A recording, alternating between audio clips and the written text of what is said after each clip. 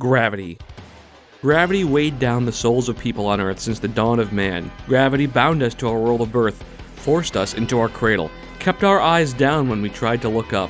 Earth was the bottom of the well, dragging people, politics, planetary resources, all back to its inexorable grasp.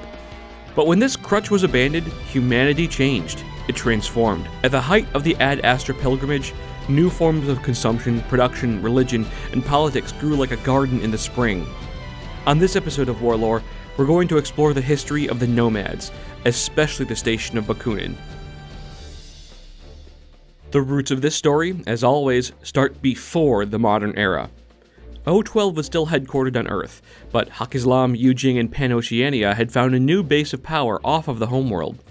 This was no longer the Earth sphere, but the human sphere, and the rush of resources and opportunities had fundamentally changed the material conditions for billions of people. Material circumstances tend to determine human thoughts and action, and ideas often come from material conditions. When that condition was satisfied, then human ideas tend towards extending that satisfaction. Liberation rhetoric was out of vogue in popular discourse. The only time revolutionary appeared was to describe this year's new product. This unprecedented economic growth was in part thanks to Aleph. It was born in the aftermath of the Second Nanotech War, a catastrophic conflict between Yujing and Russia. Earthers had seen visions of hell as uncontrolled nanoweapons inflicted indiscriminate damage. They had responded with the Concilium Convention, which attempted to modify future concerns about such weaponry by limiting their scale and use, as well as ensuring that Aleph would be the only legal, unshackled AI. Aleph experienced rapid adoption. It was a general intelligence of unmatchable utility, run by O-12, and also it was illegal to make a competitor. Common people used its processing power to help plan their days and lives. Governments used it to reorganize infrastructure. It wasn't overnight, but it seemed to take just a few years before Aleph and its Maya network was everywhere. The Neo-Luddite movements that emerged in response to the war called Aleph a post-human Baal, or a digital antichrist. It made their blood boil and head spin. It led to long rants about how technology was replacing thinking, on the value of hard work at, "Hey, where are you going? Come back, I'm not done with my..." Self-organized collectives of hacktivists and autonomists were born as an echo against Aleph. Some of them collaborated on the Treasure Chest project. This was a cyber environment free from Aleph that featured a parallel network to Maya and contained a secure storage space. Suffice to say, not everyone was satisfied with the status quo. It wasn't just the treasure chest. An anarchistic collective of radicals, dissidents, and activists came together and signed the first radical Bakunin manifesto. If you want to learn more about Mikhail Bakunin, check out the link in the description or the annotation. To summarize, Bakunin lived from 1814 to 1876 and spent his latter political career opposing Karl Marx in his version of communism. Bakunin's philosophy had three main influences. First, Hegelian dialectics, the idea that sophistication arises from opposing viewpoints that conflict and come to a new, more advanced understanding.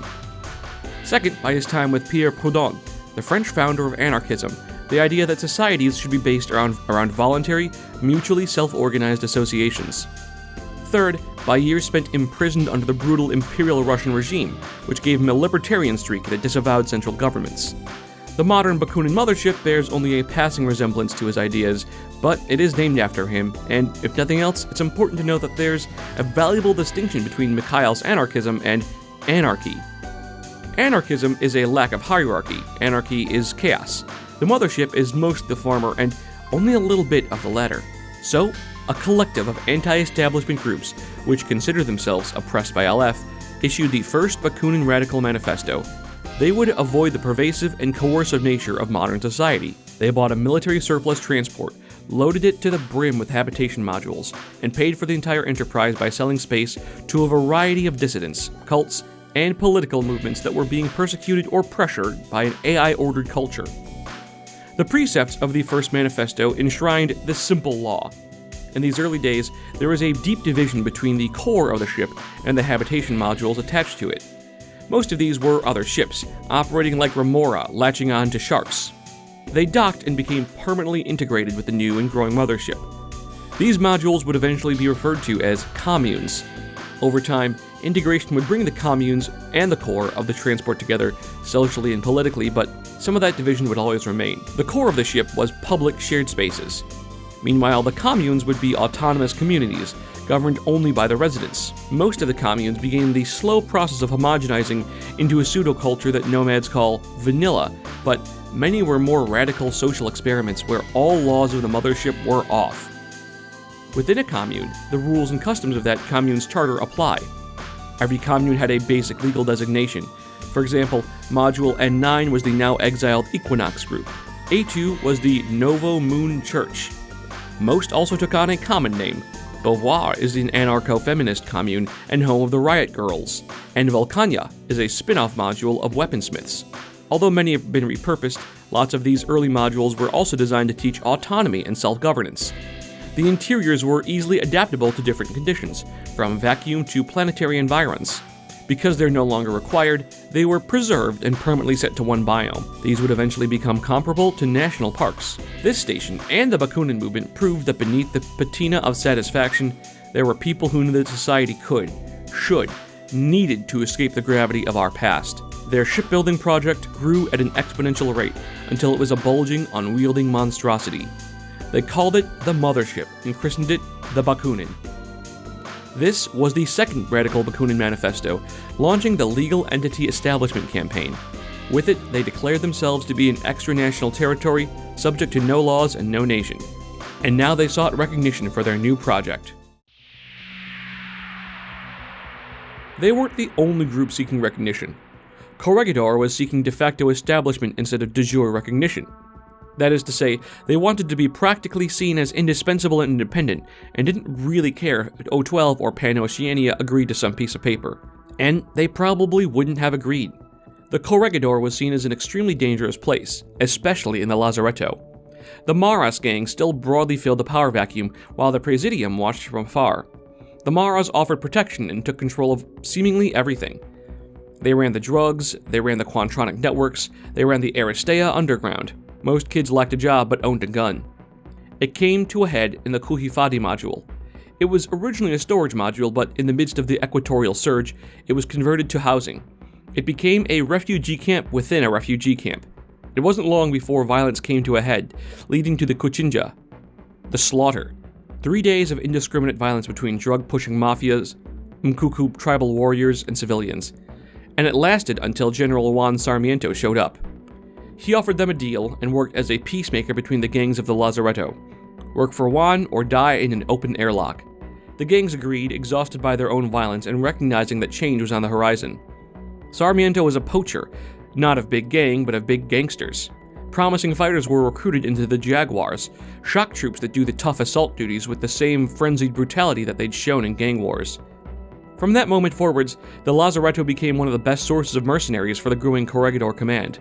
Sarmiento envisioned Corregidor as an independent station, capable of traveling the stars on its own power and offering services to the stations around the solar system. Soon, they'd help build the systems on the other side of the wormholes. He wasn't himself interested in leading the nation. He was already an old man who had reached the apex of his fame, and he was more interested in building it up than being some figurehead. He had some assets. First and foremost were the battalions of baddies ready to brawl. The oldest forces were probably the original prison guards, the Grupo Correccional de Respuesta, Correctional Response Team, also called the Wolves by the prisoners. The Lobos, Spanish for wolves, were developing their own subculture. Eventually, it would have its own cult-like religion, venerating a violent vision of Santa Muerte, a Mexican neo-pagan personification of death. Sarmiento also had the Alguacils. Alguacil means something like deputy or constable or bailiff or marshal in Spanish. It's actually from the Arabic word wazir, like a vizier or an advisor. Alguacils were extremely flexible. They possessed a strong willpower gained from years of gang and mob warfare, now serving more as professional enforcers for the Presidium. Alguacil's experience meant that they were also valued as mercenaries, and they became the backbone and face of Corregidor's mercenary exports. It wasn't just that they were fighters, they could operate as instructors and even investigators. Later alguacils born as nomads would become more like police than mobsters, performing diligent investigations and upholding law and order on the station. Their combat power would also be diluted as their job became more multifaceted, but their reputation meant that they would always be valued in and out of Corregidor. Corregidor Station was now a mothership. The Lazaretto remained a brutal and violent place, but the fighting stopped spilling out into the neck or Presidium. There were special and close relations with the Entente, that is, the most powerful Earth Mafia, and they had thoroughly established themselves as a spacefaring power. Money started to flow in from the civilian sector, first through its work teams, then its mercenaries, and eventually its prisons, all three of which tended to blend together. Speaking of three blending into one, there were another three groups interested in autonomy and independence. You may have heard of the Entente, a coalition of mafia based off of Earth. Well, organized crime needs a way to organize its money, and they had come to trust a particular association of banking entities. They were mostly Central European banks, specialized in operating tax havens, especially in overseas territories. However, growing international regulations from O-12 and Aleph's surging supervision made them realize that they needed a place free from political interference and AI surveillance. They needed somewhere free of the bonds of gravity. Banking groups like Waldheim Bank, Romand Group, Fraunhofer Privatbank, Banca Morandi, Teller & Chi, the Swim Group, and many more, all collaborated. They couldn't just choose some country on Earth, and Pan-Oceania or Yujing weren't about to carve out a chunk of their territory. So they decided to create a station, or even better, a ship. One that could function as the ultimate safe haven for their money, their activity, and their independence. This was to be Tunguska. As an offshore financial center, or OFC, they began writing up advanced legal and tax systems, designed for companies to move from heavy fiscal burden locations like Yujing to a sink OFC. Other OFCs, like Meteora Independent Corporate Republic, would never reach the same levels of fame that this one would enjoy. Of course, this group needed the technical know-how to run a mothership. Luckily, they had dealings with Corregidor, who could help provide zero-G expertise. They needed approval from other powers. The bank began an extensive lobbying campaign with all the other polities to gain recognition. However, they also needed a vision, a spark of brilliance that would make this more than just a space station. This came in the form of the Treasure Chest Project. Albrecht Waldheim, manager of the Waldheim Bank, was used to winning. He offered to fund the activists, anarchists, and advocates to build the project. During their first meetings, the anarcho-hackers started calling their new source of funding the bank, the way you'd call a casino the house, as in, the bank always wins. To get their way, they also started hiring social engineers, whose agents deceived others into giving these new digital rights extremists some very fancy generation after next equipment that would allow them to make the Treasure Chest project a reality. There were ethical concerns on all sides from the start, but the Czech bankers, mafias, and hackers ended up preferring not to know anything incriminating. Over time, that would too evolve across society into a ritualized way to ask about someone's history if you have concerns. Among the nomads, you simply say, "Past?" and they can either answer you in detail or respond with "Vypadni," Czech for "buzz off." So, Tunguska was coming together. Once cybersecurity experts and marketing teams got involved, the project was renamed. It wasn't going to be some bounty to be hacked, some treasure chest. It was going to be inviolable. It was going to be called the Crypt. Many of the techno-anarchists found this fascinating. It was a chance for an experiment, a space free of artificial intelligence and surveillance. What would happen? Good stuff probably, just good stuff. Although, not all of the activists were so pleased. The techno-libertarians won out, renaming themselves Tortuga. Much like the pirates on the Haitian island, their leadership was fluid and dynamic, as was their membership. A number of the disgruntled anarchists left to go independent or make their way to Bakunin, but the most volatile became the Kropotkin, a pun on Pyotr Kropotkin, the anarcho-communist who advocated for a decentralized socialist society free from central governments. Decades later, groups of Kropotkin and their successors still haunt Tunguska, engaged in an endless struggle to free the crypt from control of the bank. Dragnet and the Interventors still hunt the Kropotkin, but with velvet gloves. After all, the Kropotkin are seen as distant brethren, but brethren nonetheless. They are not to be killed. The rules of Tortuga are more like guidelines, and those guidelines include a set of shared values among the hackers. And so, the three became one. The Entente was the money, who needed the bank's infrastructure to allow them to further their legitimate businesses. The bank, in turn, needed the hackers of Tunguska to help them transcend basic cybersecurity into something visionary. and Tortuga needed the money and the muscle from the Entente to fund this grand experiment. Right away, they were called the Three Nines because of the way they divided up the shares in the company. From 3 into 1, the mothership Tunguska was launched, the home of the bank, the Entente, and Tortuga. And so Tortuga was now comprised of very practical hackers. The bank's proposals on Tunguska's project wasn't quite the ideals they had set out to achieve, but the crypt was still going to allow them privacy. Tortugan's group according to their affinities. Many worked directly for the bank, others making their own independent companies. Others simply became data brokers or customers of the crypt, and the best of them became the first combat hackers and interventors. They were among the most feared hackers in the human sphere, but they were not the first of the Nomads to take up arms in the digital space. Bakunin was a series of pocket utopias held together with duct tape and neo-Christian prayer. It had societies based around one person's copied consciousness, voluntary thraldom, eco-pagans, industrial atheists, bodybuilders, digital bodybuilders, the list goes on. All this was fine when it was confined to individual communes, but out in the core of the ship, conflict was inevitable. Myriad and mutually exclusive worldviews clashed across political and social spectra. This era of flux was called the equillibrium phase. The mothership was coming together, and the only thing they all agreed on was that they couldn't or wouldn't operate in existing societies. The simple law had declared that you could do whatever you wanted in your own module if you left the core alone, but it was not enough to keep the manifold heterogeneity from escalating. It all came to a head in a clash that would come to be known as the dissonance. Accounts differ on the specifics, but no fewer than 12 different communes were involved in the incident. Kairos module's rigid totalitarianism clashed violently with the now-defunct Unbound Voices group and the Children of Reinvention's hyper-progressive philosophies. A group from Module N9 was there too, all of them spreading memes in the physical and digital space. I don't mean internet memes, by the way, although I'm sure that was part of it. I mean, look at what I did there. I mean meme as in the viral phenomena as coined by Richard Dawkins. Ideas, behaviors, and styles that propagate like a biological organism, adapting and functioning as a representation of culture and practices. Oh my god!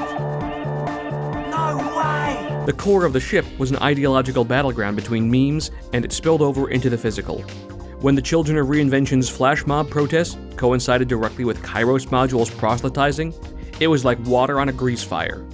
No one was just prepared for how violent it would become. As with most details from the equilibrium phase, accounts on who threw the first punch do vary wildly, but once Beauvoir and Equinox showed up, well, that was like throwing fireworks onto a grease fire.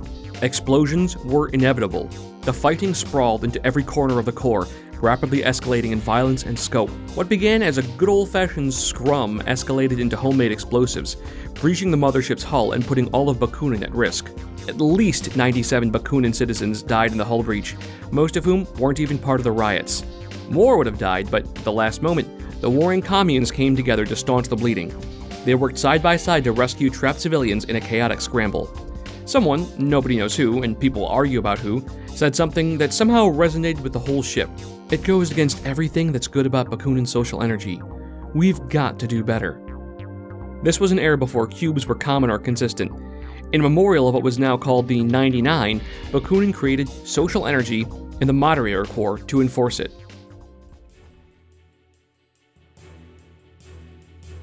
After the hull breach, tensions were still high.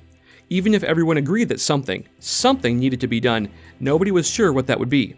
The simple law hadn't worked because it was impossible to make the core a totally neutral space. Enter the Moderated Discourse Project, an extremely diverse group self-organized to create a kind of societal scaffolding. A basic framework that would support discourse while keeping those disagreements confined to the symbolic and dialectic realms. They sketched out the architecture of a self-regulating engagement protocol, a living forum where discussion was encouraged, diversity was applauded, and civility was enforced, with stun sticks if needed. The MDP offered what was more like a living organism than a social media platform. It was brilliant, perfect, and a perfectly bizarrely way to engage in the endless debate that was being, involving currency and digital spaces. The only problem was that there was no plan to actually implement the thing, and no easy way to get the communes to buy in. Conveniently though, there was one commune that seemed perfect for the job, The Pandemos commune was a reclusive group of communication scientists, hostage negotiators, and subversive marketers who had seemingly come to Bakunin just to watch it all collapse. The Moderated Discourse project reached out to Pandemos, challenging them to plan the project's implementation. Pandemos agreed on the condition that if they did write out a feasible plan, MDP would give it the green light, no questions asked. The MDP agreed. Pandemos was handed the keys to the revolution and told to make it go. First, they looked at the underlying economic principles behind the project, improving and revising them based on the nascent Bakunin Tunguska's operation structure. Second, they created an advanced hyperledger, similar to a quantronic blockchain, that would host a massive amount of real-time feedback. Infrastructure and scalability were key. Third, the trained crisis experts laid out a roadmap for the Moderator Corps, a paramilitary strike force that would act as a very physical banhammer in the event that anyone tried to subvert the terms of use.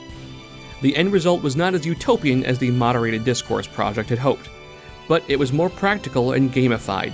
It was designed for long-term success that would embrace Hegelian dialectics in discourse. The cryptocurrency aspects existed to facilitate the project, not to simply make money for the creators. With a little luck and a lot of effort, they could truly reshape Bakunian society into something functional. It was nicknamed Social Energy, based on the comment that inspired it. Motions to implement it passed with 87% approval, presumably because the other option was to simply wait until another conflict erupted. The Moderated Discourse project transformed into the Department of Social Energy and the Moderator Corps. Hey, this next section is very esoteric, so maybe click the little button and you can skip to the time code where I'm not talking about social energy anymore. Or maybe you're a freak like me and this interests you. Either way, I got a Patreon, so there's that. Social energy is something between a social currency, a quantronically assisted democracy, and a warped Discord server. It has functions of meme distribution, it's a community bulletin board, and it's got a crazed, almost fractal digital patina. It can be difficult for outsiders to really understand until they've experienced it. It's tough to explain and you kinda have to vibe with it. Trying to actually describe it is like describing a film based on the MPEG-4 file container. Yeah, it contains language files, visual information, and audio tracks, but you're kinda missing the point, and you're gonna sound like a pedantic asshole if you talk about it like that. So let's describe how it's used, how you would hypothetically use it, rather than the components. You step onto Bakunin. You see a clash of ideas, symbolism, memes, and revolutionary branding. This is all about semiotic constructivism. Semiotic refers to the study of meaning in signs, and constructivism means that all truths about reality are created by human experience. If you're seeing patterns, it means there's some kind of authentic social movement. So, social energy can help keep you informed about the mood of the mothership. Yeah, that's the fucking car. You know that's the car right now. You don't even need to ask if that's a car. The main usage of social energy was, and is, purchasing power. In Bakunin's early days, there were a huge number of currencies and sub-economies, and this continued through the dissonance. The Moderated Discourse project would base their system around tracking reputation, as well as overall contributions to the welfare of the mothership. Social energy would blend all of those currencies together with the reputation system, all built on the Tunguskan model. It's therefore a self-regulating line of credit, implicitly available to every Bakunian and extendable by good deeds. Basic needs, exempting physical living space, are all very easy to get. You've got your personal ID and reputation, and you head to a store. If you want to buy a model kit or access to someone's new video project, you just pretty much get it, as long as you're in good standing in social energy. If you're nice about it, they rate you up. Your rating is measured by a metric called the Social Energy Ranking System Logarithmic Yardstick, or SERSLY.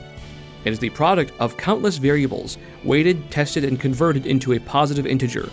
This was due to those early days being extremely fraught, as the Bakunians hated the idea of one's social clout being reduced to a mere number.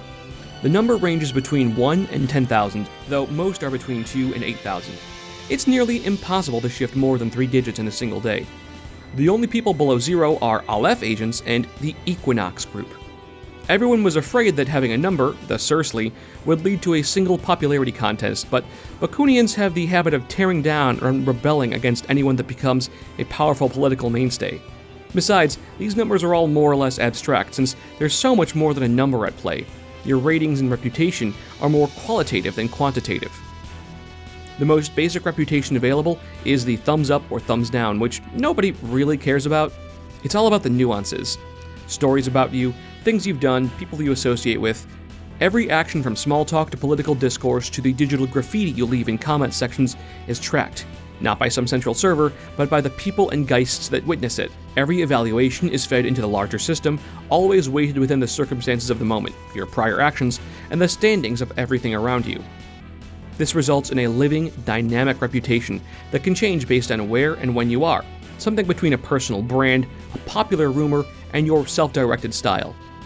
It ends up working like digital heraldry, showing off so much of you at once to the public. It's an ID so complex that most people don't even bother trying to fool the system. There's so much more to social energy, but it's also such a niche topic that I doubt people actually want to see it, and I don't want to lock or gate anything, but if this video gets 250 likes, I'll do it, and if not, it's fine. It's a stupid, silly, enjoyable topic. Just to be honest, I could get like an hour in on social energy alone, but yeah, let's move on. As Bakunin and Tunguska grew, Aleph began its own campaign of pressure. The Nomads say that it was a jealous, unjust artificial intelligence that hated something outside its control. Aleph's agents say that it was trying to crack down on rogue AIs, eliminate nanoweapons, and respond to legally requested national security threats.